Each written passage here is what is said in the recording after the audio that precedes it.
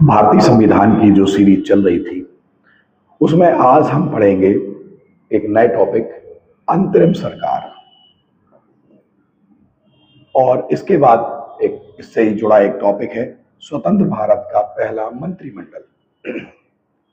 अब तक हम लोगों ने 1947 तक के एक्ट को पढ़ा और जाना कि क्या क्या हुआ था। उस अधिनियम के द्वारा 1947 के अधिनियम के द्वारा भारत का विभाजन हुआ और उसी के तहत बाद में भारत को आजादी भी मिली। इसके पूर्व ही वायसराय की कार्यकारिणी परिषद ने एक अंतरिम मंत्रिमंडल का गठन किया या अंतरिम सरकार का गठन किया। अंतरिम सरकार में वही सदस्य थे जो वायसराय की कार्यकारिणी परिषद के थे और इस कार्यकारिणी परिषद का जो अध्यक्ष था वो वायसराय स्वयं था, जबकि जवाहरलाल नेहरू को इस परिषद का उपाध्यक्ष नियुक्त किया गया।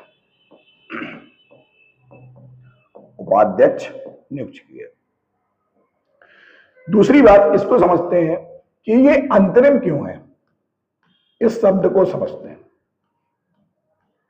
अंतरिम का मतलब होता है एक प्रकार से टेम्परेरी, कुछ समय के लिए, या कार्यवाहक एक प्रकार से कि कुछ समय के लिए कार्य संचालन के लिए इसका गठन किया गया।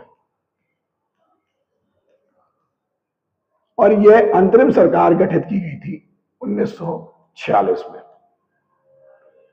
हम जानेंगे कि इस अंतरिम सरकार में किसको किस विभाग के द्वारा उसे कौन सा विभाग दिया गया, इस पर बात करेंगे। स्वतंत्रता पूर्व गठित अंतरिम मंत्रिमंडल जो 1946 में गठित किया गया था, इसमें अलग अलग सदस्यों को अलग अलग विभाग दिए गए। एक प्रकार से उस समय का पहला अंतरिम मंत्रिमंडल था जो टेम्परेरी काम करने के लिए बनाया गया था, क्योंकि स्थायी मंत्रिमंडल अभी गठित नहीं किया गया था।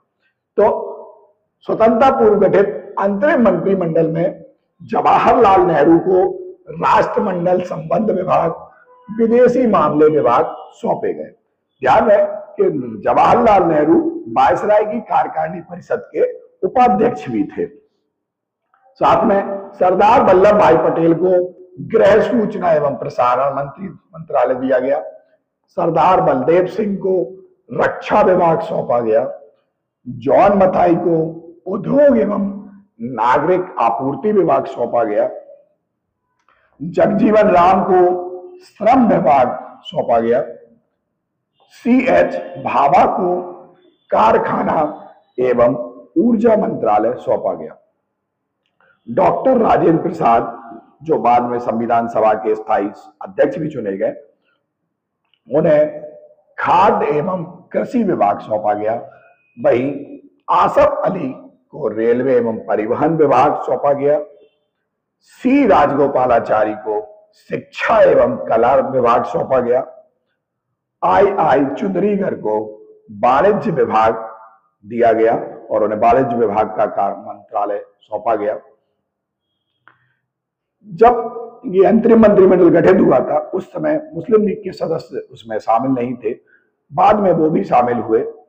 और लियाकत अली को वित्त विभाग सौंपा गया। अब्दुल रब निस्तार को डाक एवं वायु विभाग सौंपा गया। गजाफर अली खान को स्वास्थ्य विभाग सौंपा गया। वहीं जोगेंद्र नाथ मंडल को विधि विभाग सौंपा गया। इस प्रकार अलग अलग सदस्यों को अंतरिम मंत्रिमंडल में अलग अलग विभाग सौंपे गए। ध्यान है कि अंतरिम मंत्रिमंडल जो है वो टेम्परेरी है, कुछ समय के लिए बनाया गया है। जैसे ही हम आजाद होंगे और आजादी के बाद हम पहला स्वतंत्र भारत का मंत्रिमंडल गठित करेंगे। एग्जाम में प्रश्न दोनों तरीके से पूछा जाता है। वो अंतरिम मंत्रिमंडल से भी प्रश्न पूछ सकता है कि कौन सा विभाग किस व्यक्ति को दिया गया था, और स्वतंत्र भारत के प्रथम मंत्रिमंडल पर भी प्रश्न पूछे जा सकते हैं। अब हम बात करेंगे स्वतंत्र भारत का पहला मंत्रिमंडल जो 1947 में गठित किया गया था।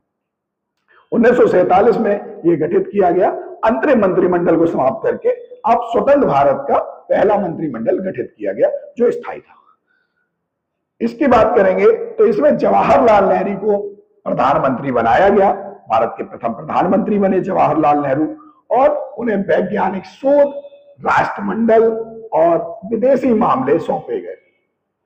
जवाहरलाल नेहरू को वैज्ञानिक शोध, राष्ट्रमंडल और विदेशी मामले सौंपे गए। वही सरदार वल्लभ भाई पटेल को गृह, सूचना एवं प्रसारण तथा राज्यों के मामले के विभाग सौंपा गया। डॉक्टर राजेंद्र प्रसाद को खाद्य एवं कृषि विभाग सौंपा गया। मौलाना अबुल कलाम आजाद को शिक्षा विभाग सौंपा गया। शिक्षा विभाग दिया गया अबुल कलाम आजाद को। डॉक्टर जॉन मथाई को रेलवे एवं परिवहन विभाग सौंपा गया। आर के षणमुगम चेट्टी को वित्त विभाग सौंपा गया। आर के षणमुगम स्वतंत्र भारत के पहले वित्त मंत्री भी रहे हैं और इन्हें वित्त मंत्रालय सौंपा गया था। वही जगजीवन राम को श्रम विभाग सौंपा गया। सरदार बलदेव सिंह को रक्षा विभाग सौंपा गया। डॉक्टर भीमराव अंबेडकर को विधि विभाग सौंपा गया। डॉक्टर भीमराव अंबेडकर को विधि विभाग सौंपा गया।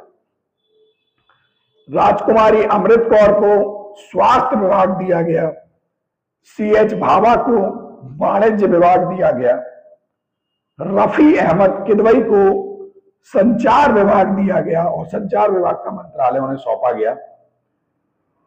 डॉक्टर श्यामा प्रसाद मुखर्जी को उद्योग एवं आपूर्ति विभाग दिया गया। वहीं BN गॉडगिल को कारखाना एवं ऊर्जा विभाग दिया गया।